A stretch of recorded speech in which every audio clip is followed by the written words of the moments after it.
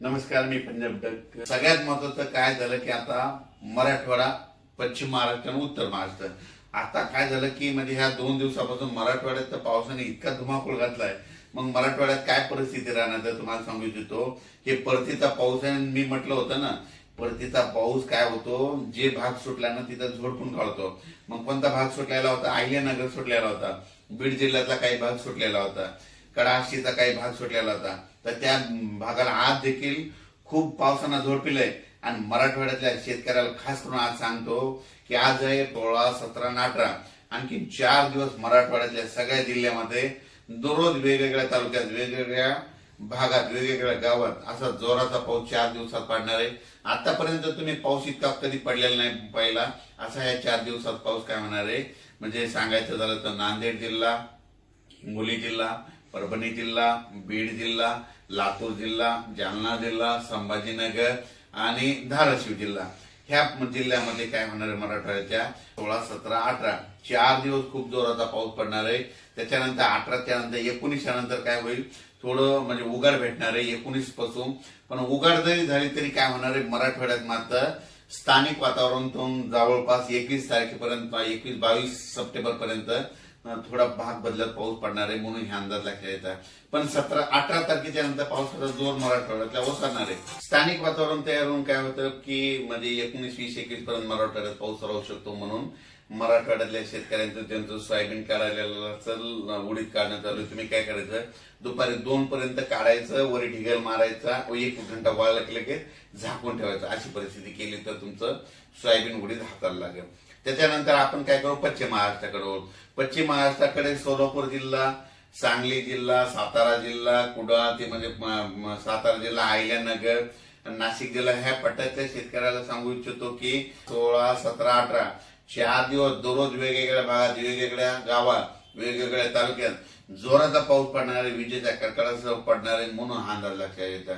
म्हणजे विजा अशा असतील की ह्या विजा कडकड वाजणार नाहीत, असं वेगळं असं बँडचा जसा आवाज येतो ना, तशा विजाचा आवाज येईल. म्हणून तुम्ही काय करायचं, ह्या 4 दिवस जरा सतर्क करायचं. म्हणजे पश्चिम महाराष्ट्रात देखील जोराचा पाऊस पडणार आहे. जोराचा पाऊस पडल्यामुळे काय होणार आहे, नद्याला पाणी येणार, नद्याला पूर येणार. त्याच्यामुळे मांजरा धरणाचं पाणी सोडावं लागेल, माजलगावच्या तळ्याचं देखील पाणी सोडावं लागेल. त्याच्यानंतर पुण्याकडे पाऊस पडणार आहे म्हणून खडकवासलाचं पाणी सुटेल. त्याच्यानंतर ते पाणी तिकडे खाली सांगलीकडे जाईल.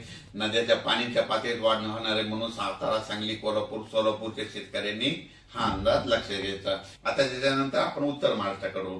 उत्तर महाराष्ट्रातल्या शेतकऱ्याला सांगू इच्छितो की नाशिक जिल्हा, इगतपुरी, त्याच्यानंतर नंदुरबार, धुळे, जळगाव, तुमच्याकडे म्हणजे उद्यापासून 16, 17, 18 म्हणजे 16, 17, 18 आज देखील.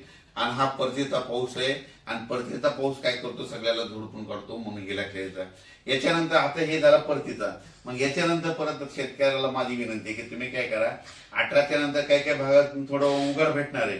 पण त्याच्यानंतर काय होणार आहे, 24 तारखेच्या नंतर म्हणजे 25, 26, 27 तारखेच्या दरम्यान परत राज्यात पावसाचं वातावरण तयार होणार आहे. म्हणून हे देखील अंदाज लक्षात येतात. 18 ते 23च्या दरम्यान सगळ्यात जास्त चांगलं सूर्यदर्शन काय होईल, विदर्भात भेटणार आहे. म्हणजे विदर्भात, पूर्व विदर्भ, पश्चिम 6 ते 11 जिल्ह्यामध्ये जरा चांगलं सूर्यदर्शन होईल. पण त्याच्यानंतर मराठवाड्यात देखील काय होईल, सूर्यदर्शन होईल. पण काय होईल, स्थानिक वातावरण तयार होऊन त्या भागात देखील 21 सप्टेंबर पर्यंत पाऊस पडेल.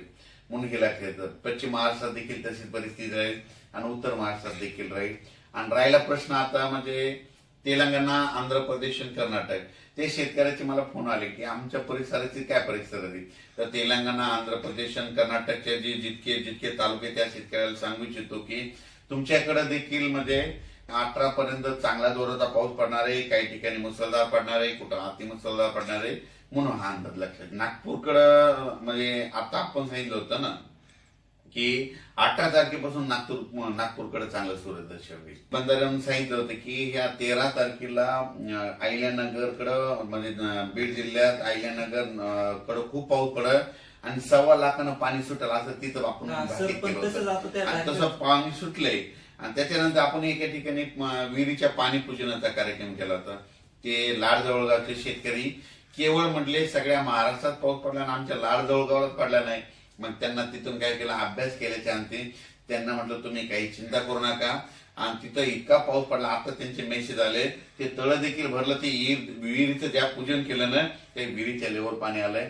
आणि त्या शेतकऱ्यांनी मला तिथं आता पूजनासाठी बोलवलं. आणखीन इथून नागपूरहून 4-5 दिवसात इकडल्या भागात मी मुक्का आहे आणि इथून गेल्याच्या नंतर मात्र तिकडं पूजनासाठी जाणार आहे. तर यापुढे आणखीन काय होणार आहे, आणखीन 25, 26, 27 सप्टेंबरला एकदा पाऊस येईल. 10, 11, 12, 13, 14 ऑक्टोबरला एकदा 4 दिवस पाऊस येईल. पण ते पाऊस जवळपास 25-1000 गावामध्ये पडेल. आणि त्याच्यानंतर काय होईल, 24, 25, 26 ऑक्टोबरला एकदा दिवाळीमध्ये थोडा तुरळक ठिकाणी येईल पाऊस, लय काय येणार आहे. आणि 2 नोव्हेंबरला थंडी येणार आहे. आता माझी सगळ्या सोयाबीन शेतकऱ्याला एक विनंती, काय करते एक सगळ्यात सोपं सांगतो शेवटी जाता जाता, की सोयाबीन काय करायची, दुपारपर्यंत लेबरला काढायला लावायची ऊन पडल्याच्या नंतर. दुपारीपर्यंत काढल्याच्या नंतर काय होतं, वाळलेल्या सोयाबीनला 1 घंटा चांगलं ऊन भेटलं की दुपारी म्हणजे 1 ते 2 वाजेपर्यंत त्या 2 तासामध्ये उचलून लगेच ढिगल मारून घ्यायचा.